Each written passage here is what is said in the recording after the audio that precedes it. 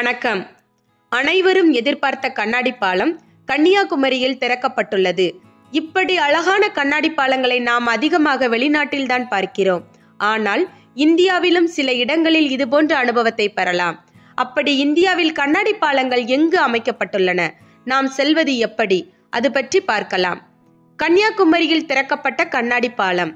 இப்போது கன்னியாகுமரியில் திருவள்ளுவர் சிலைக்கும் விவேகானந்தர் மண்டபத்திற்கும் இடையே புதிய கண்ணாடி பாலம் திறக்கப்பட்டுள்ளது. முதல்வர் ஸ்டாலின் அவர்கள் இந்த பாலத்தை திறந்து வைத்தார். இது தமிழ்நாட்டில் உள்ள ஒரு முக்கிய சுற்றுலா இடமாக மாறும் என எதிர்பார்க்கப்படுகிறது. இந்தியாவின் மற்ற கண்ணாடி பாலங்கள்.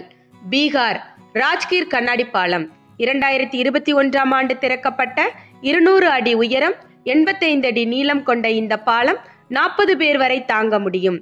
இதற்கான டிக்கெட் ரூபாய் 125. சிக்கிம் பெல்லிங்கில் உள்ள கண்ணாடி பாலம். கடல் மட்டத்தில் இருந்து 7200 அடி உயரத்தில் அமைந்த இந்த பாலம் இமயமலை வழியில் பச்சை பசும்புல் இயற்கையின் அழகை பார்க்கக்கூடிய இடமாக உள்ளது. இதன் நுழைவு கட்டணம் ரூபாய் 50. கேரளா வயநாடு கண்ணாடி பாலம். தென்னிந்தியாவின் முதல் கண்ணாடி பாலம் 100 அடி உயரத்தில் அமைக்கப்பட்டுள்ளது. இந்த பாலம் கேரளாவின் இயற்கை அழகை காண்பிக்கும் இடமாக பரவலாக அறியப்படுகிறது. இதன் நுழைவு கட்டணம் ரூபாய் 100. கேரளா வாகமனில் உள்ள கண்ணாடி பாலம்.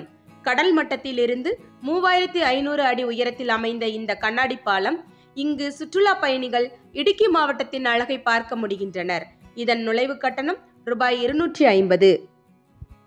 கண்ணாடி பாலங்களில் நடந்து செல்வது ஒரு உண்மையான த்ரில்லாக உணரலாம். கால் நடுங்கும், இதயம் பதப்பதப்பு உணர்வுகளை அனுபவிக்க முடியும்.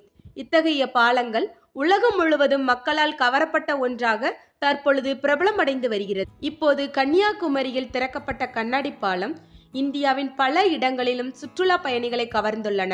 இவை அனைத்தும் வெளிநாட்டில் உள்ள கண்ணாடி பாலங்களை நம் நாட்டில் அனுபவிக்க அனுமதிக்கும்.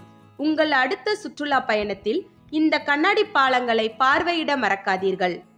இதுபோன்ற செய்திகளை தெரிந்து கொள்ள ழ ஊடகத்துடன் இணைந்திருங்கள்.